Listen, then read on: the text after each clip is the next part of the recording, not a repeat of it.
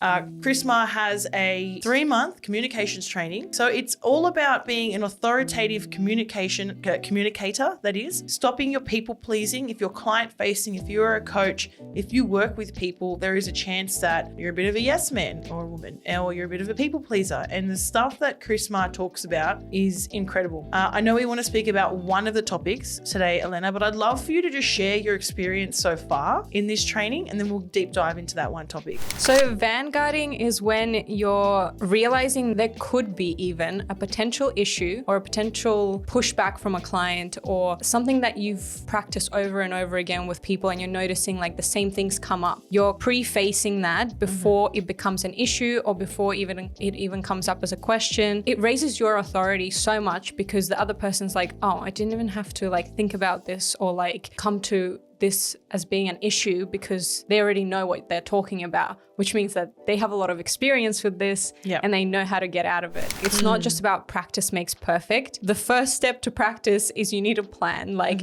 at least a little bit, at least some dot points. How the conversation could go. Because you are the person in that call who creates the guardrails. Welcome to the Marketing Mentors, brought to you by Red Pandas Digital. Now, today I am not joined by Linda. She is away. I'm joined by, I want to say maybe even someone better. I don't know. The lovely Elena is here today, who's actually finishing up with us real soon. So I'm over the moon that I got to have you on this podcast, potentially for one of the last times, because who knows what's going to happen over the next 7 weeks, as you thankfully reminded me how much time we have left together. But yes, Elena's here today. Thank you for joining us today, Elena. Thank you. Very excited to have you, as you can see. And the topic I think I'm even more excited about to hear you talk about, because let me give you a bit of an executive summary for everyone listening. But Elena's been with us for some time, and a few years back, Mobes, Linda and myself went through some communications training, and Elena was keen to get on that bandwagon, but unfortunately we only had the 3 seats at the time, and we said, don't worry, we're going to get you this training. We'll get it, right? A year and a half, close to 2 years later, we finally got Elena this training. And despite her leaving us in 7 weeks, we would give you this training over and over and over again, Elena, because I don't know how else I think Red Pandas can say thank you to everything that you've done for us. But I'm very excited to talk about this training. Linda and I have spoken about a lot of the topics that this training covers. But specifically, Elena is going to talk us about one topic. Now, the training, what's training? What's this training? So you would have heard us talk about Chrisma, the authoritative coach, many, many times on this podcast. Chrisma has a intense, is it 3 months? 3 months. 3-month communications training, which is the one that Linda, Mobes and I went through some time ago. We didn't go through it with Chrisma, though. We went through with a different coach, but the same principles, same strategies. I might say you probably have a better coach. Hopefully our coach doesn't listen to this. Anyway, and it's communications training. So it's all about being an authoritative communicator, that is, stopping your people pleasing. If you're client facing, if you're a coach, if you work with people, there is a chance that you're a bit of a yes man or a woman, or you're a bit of a people pleaser. And the stuff that Chrisma talks about is incredible. I know we want to speak about one of the topics today, Elena, but I'd love for you to just share your experience so far in this training, and then we'll deep dive into that one topic. Honestly, I love Chris. I've loved everything that he's taught so far. And I think if I can summarize it in like the shortest way possible, what he teaches you is how to not take away your authority.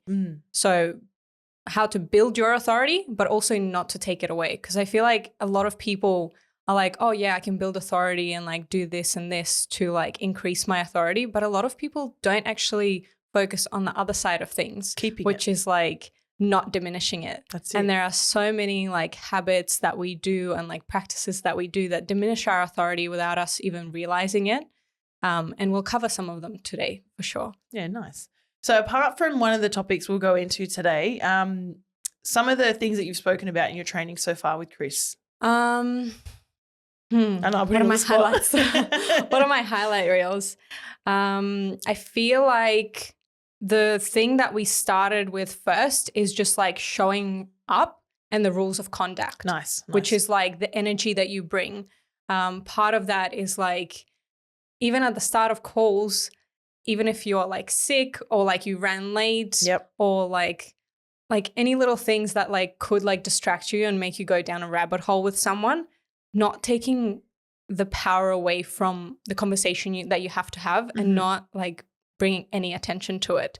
So like if you are late to the meeting or they were late to the meeting, we're just like, okay, we're all here now, let's kick on. Rather than like, oh, like why were you late? And then you go into this rabbit hole of like, exactly. I'm with you. It diminishes your authority, right? If you start, it's even less on like the why you're late, but even just giving it airtime.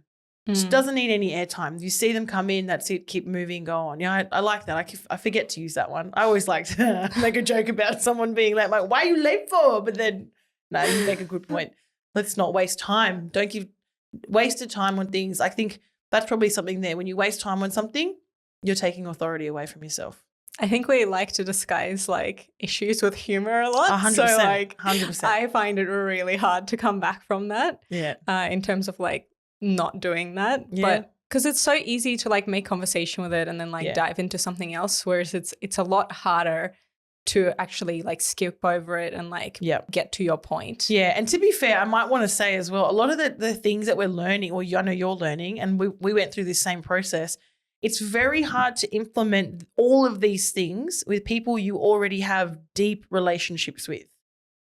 So if you've already got deep relationships with some of these clients or people that you work with, and then you try and implement some of these authoritative coach tactics, if you will, it can come across quite badly or be received quite badly as well. So you've got to be very careful when and how you use them. It's perfect for new clients or in sales, right? Sales and new clients. You're like, no, this is just how I show up all the time, right? I act like this all the time. But if you've built rapport with clients and they're used to your humorous joking around random stuff, and then all of a sudden you stop, they're going to think something's up. Right. Definitely. So just take some of this stuff with a grain of salt with who you use it on, and see how you go. But yeah, back to you, Elena. Highlights.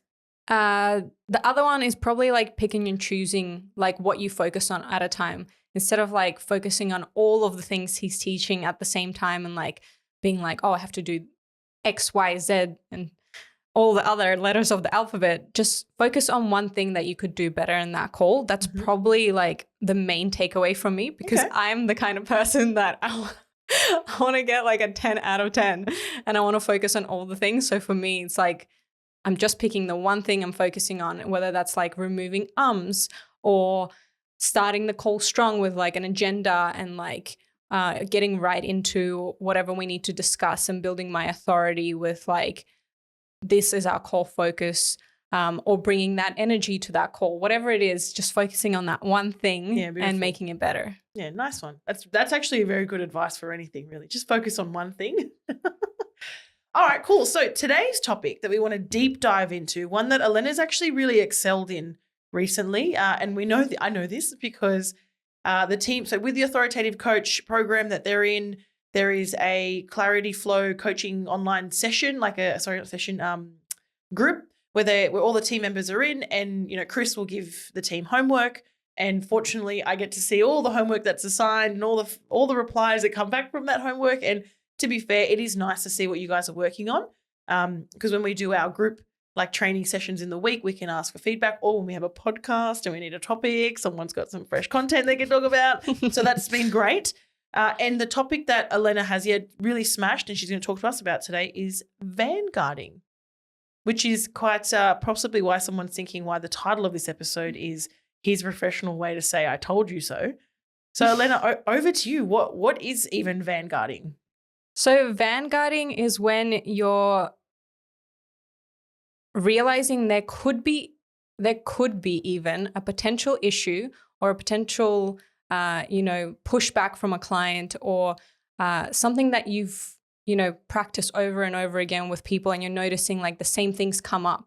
You're kind of prefacing that before it becomes an issue, or before it even comes up as a question, and it raises your authority so much, because the other person's like, oh, I didn't even have to like think about this, or like come to this as being an issue, because they already know what they're talking about, which means that they have a lot of experience with this and they know how to get out of it, which I've always thought that vanguarding before this, when I first heard it from you guys a couple of years ago, I thought it was just statements. So like, for example, by the way, I'm about to ask you a bunch of questions. Bear with me. There's a point to this. So you're like pretty much letting them know that there's going to be a lot of questions that you're about to ask so that they're not like halfway through like, why are you asking me all these tedious questions? So I always thought that it was a statement. Okay. But through these calls and these trainings, I realized vanguarding is so much more than a statement. It can be questions. It can be like conversations, essentially, not just a statement that you use in front of a conversation. Yeah. Which I feel like has expanded my world. Yeah, of course. It's that whole idea is if you can get, and this is coaching, right? If you can get someone to come to the thing in their own terms, on their own terms, then you are doing coaching. You're getting people you need them to think for themselves. So like one of the vanguards that I love doing when I meet new clients, specifically once we've closed a deal and we do a project, is the how do we need to show up vanguard. That's my favorite one. I'm not going to sit here and tell everyone, put your phones away, ask good questions, stay open mind. No, I know what the answers need to be, but I want them to think for themselves, because when someone has that ownership over the thought, they're more likely to do the thing. So we start all of our sessions with, all right, gang, you know what we need to do. How are we going to show up today? That's a vanguard. You're basically telling people how to behave in that session.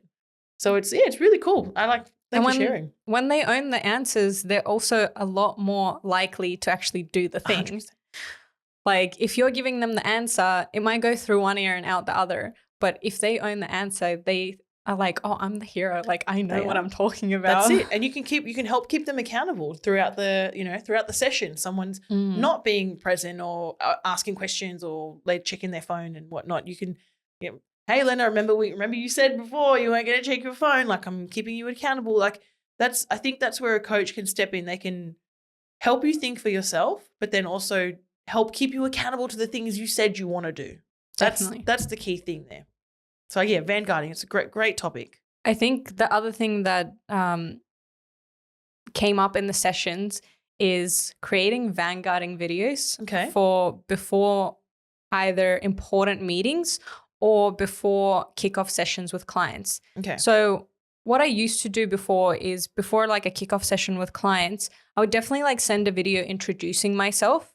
Yep. But I never did any like vanguarding videos. What I used to instead is like at the beginning of that session, cover all the vanguards. Okay. So for example, a vanguarding video can be like, before the session, this is how like we need to show up on the day. So for example, we all need to make sure that our cameras are on, our mics are on, so that if you're not understanding something or understanding something, I can see you nodding or I can see you like drifting off, and I can actually make sure that I can respond to how you're responding to some of the things that I'm coaching. So if I'm seeing that it's not playing off the way that it needs to, I can come back and circle back around and can be like, what about that? Do you not understand? I can see I'm losing some people, like, where have I lost everyone? Yeah. So you can be in touch with the crowd and like who's there. Otherwise, like you're going to have to address that in the call. Yeah. I love a good video vanguard before a kickoff or before a meet. So even today I had a call with a partner of ours that helps us with resourcing. And they, understandably so, emailed me earlier this week and said, hey, happy to have the call with you. Can you give us some context? And it's like they were asking me, they were priming me for the vanguard in a way, right? And I was like, I love doing a Loom video. You and I, Loom video queens over here. And I wanted to vanguard what I wanted to talk to them about today, because not that it was a hard topic, but it was one with a lot of context. And if I can save time when we're in a meeting together and be more productive, then by all means, let's do it. So the Loom video went through a few of the things that I wanted to talk to them about today. It even went into a bit of a tactical thing. It was a 2-minute long Loom video, and the call today that was scheduled for half an hour went for like 14 minutes. So like with a good vanguard around what we need to talk about, timed well, with a Loom video, everyone loves Loom videos, like you can be so much more efficient, productive, and command that authority as well because they've come into the session. I've already told them what we were going to discuss. They're a great partner. So they were able to, they watched it on time and we did it all together. So it worked really well. But yeah, vanguarding before kickoff sessions, if you're client facing, they're huge. They're huge. How many times have you rocked up to a kickoff and clients like, wow, what are we doing? Yeah. Do you know what I mean? Not often with you Not and I often. because we're all over it. But you know what would happen if we didn't do that? We're all over. So yeah, that's a great one, Elena. Thanks for sharing. And then the other thing about vanguarding that I think was really important for me to understand is that the difference of when to use statements versus when to use questions. Okay. Yep. So I didn't understand it at first in the call, but when you use questions is if you can predict there will be resistance, overwhelm, misunderstanding, potential pushback, or like debate or argument essentially from the client. If you can predict that that will be the line of action that will happen, that you're just making a statement vanguard, you need to go down like a question first vanguard. Okay. And a question first vanguard is pretty much how it sounds. Like you're asking a question first rather than giving a statement. So you're actually leading with curiosity. Yep. And then once they give you any answers, you use another tactic, which is yes and. Yep. So whatever they say, you're pretty much agreeing with them. And then you're also wanting to find out more because a lot of the time the first answer they give you is like very like short surface and dry level. and surface level. And you really want to get into that depth of things. And to be able to do that, you have to yes and to really get to the nitty gritty. Yep. And when you're using question first, there's a few steps that he recommended that we follow. So there's 3 steps that I have here, which is first of all, you need to disarm first. So when you're using that question first, you need to disarm any like potential resistance and overwhelm and misunderstanding. So in order to create like the foundations for the concern, like for example, a question first, like disarming could be something that is specific to what you need to talk about. So for example, the one that I did with one of my clients was, I want to have a brutally honest discussion today about where we are in our relationship together. Can we do that? Because context. So I love what you're sharing.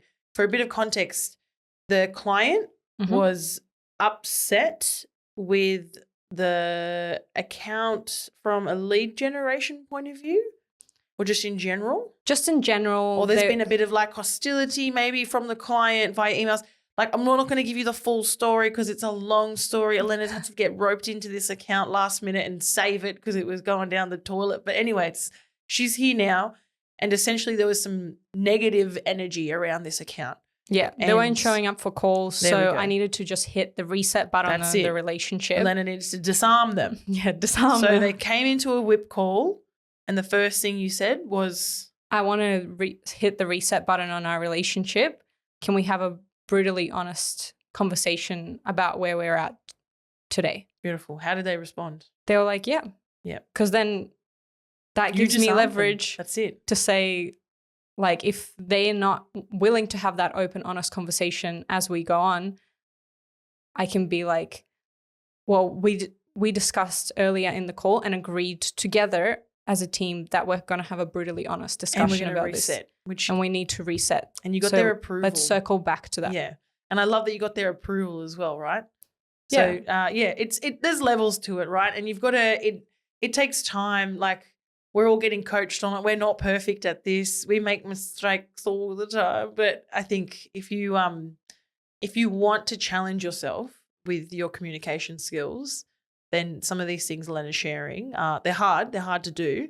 And you've got to go to a place, like they're awkward, they're uncomfortable. You know what I mean? So like, uncomfortable. Can you imagine saying that to someone? Like, look, we need to have a brutally honest conversation right now at the state of this relationship.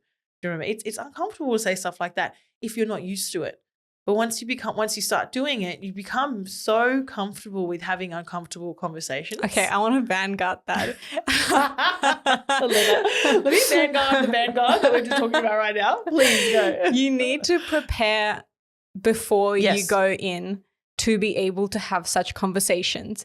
You cannot just say like, oh, I just need to do this and like vanguard before we start this call. Like, it's not going to work. It's not just about practice makes perfect.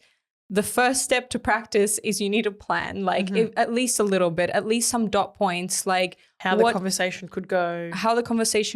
Because you are the person in that call who creates the guardrails. So for example, let's use bowling as an example. You are the guardrails, like for that ball to go down the lane.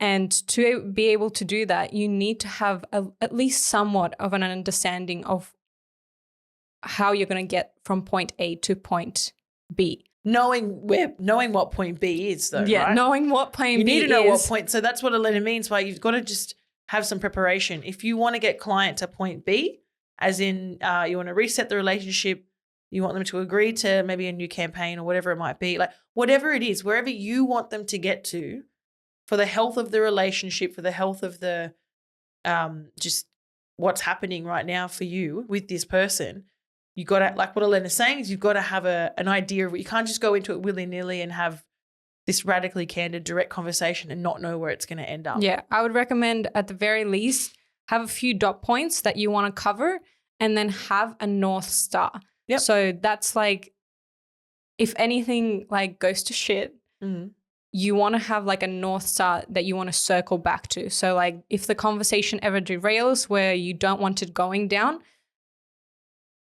you do something like, can we pause right there? I feel like this is going down the wrong path. Yep. What we need to get to today and where we want to be at today is point X. Forces you to be quite strategic in the way you want to talk to people and be really considered, very considered in like where you want to take a conversation as opposed to just, fluffing around with what we're talking about. Definitely.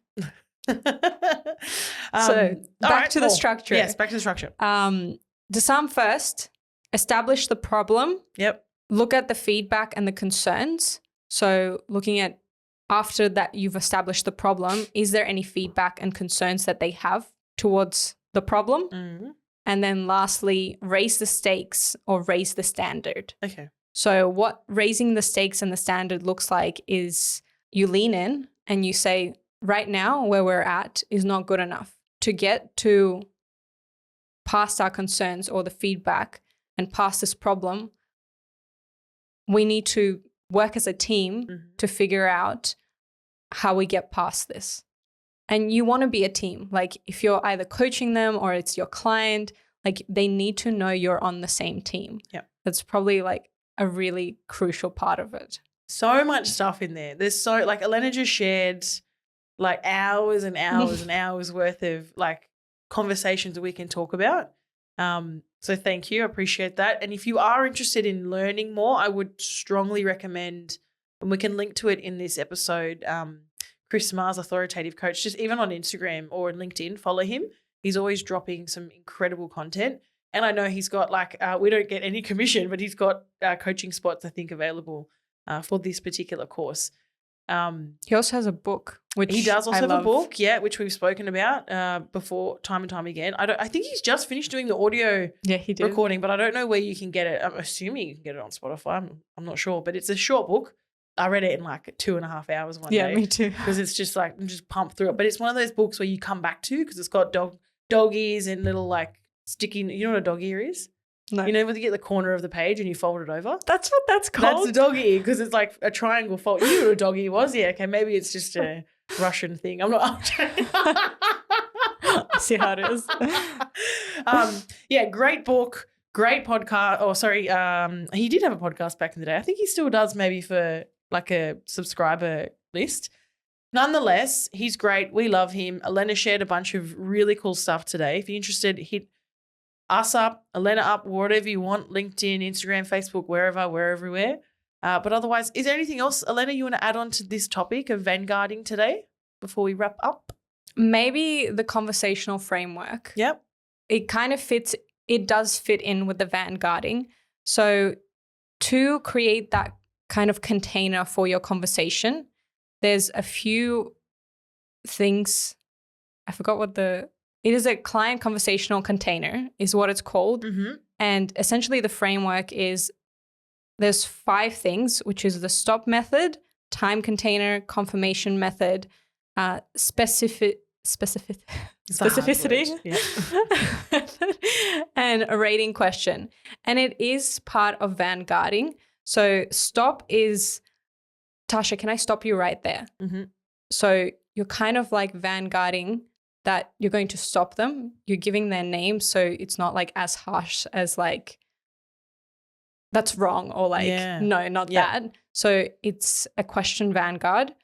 A time container, for example, in the shortest time possible, tell me your key takeaways. Ooh, I like so you know that someone could have a really drawn out answer, but instead you vanguard essentially that they have a time constraint. Mm-hmm. Confirmation method, which is, do you have your deal stages laid out in your CRM? Yes or no? Yeah. So you're making them choose one or the other. Yep.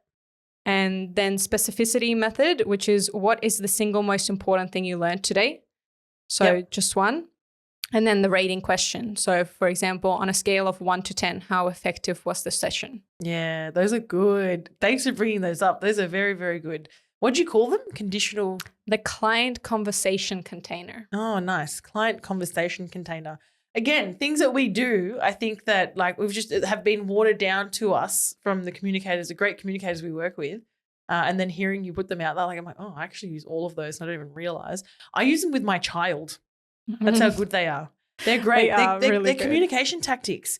You can use them with anyone and everyone. I think as simple as like, what do you want for dinner? Chinese or pizza? You know what I mean? Something like that. It just makes communicating with people much easier.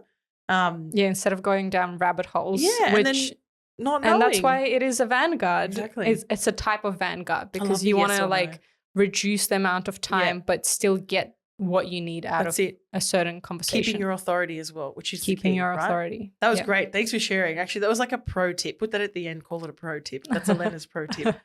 With that said, though, Elena, we are at time. Thank you so much for joining us today. I reckon we can try and squeeze you on for one more before we end. We'll see. Yeah, share some more of this juicy stuff that you're learning. Or I'd love to have you on towards the end and talk about like how you wrap up a 3-year career as a digital marketing consultant to travel abroad for a year in the beautiful France. You know, I don't know. We'll see. Maybe we'll do something like that. I'm sure you've got lots of learnings from that whole process. Don't even.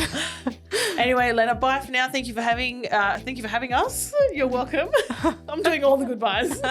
Say something. Go on. Thanks for having me. It's been a pleasure. I've loved every single one of the Marketing Mentor podcasts that I've been on and some of the Inbound Buzz. I don't think I've been on that as much, but it's been a pleasure. Woohoo.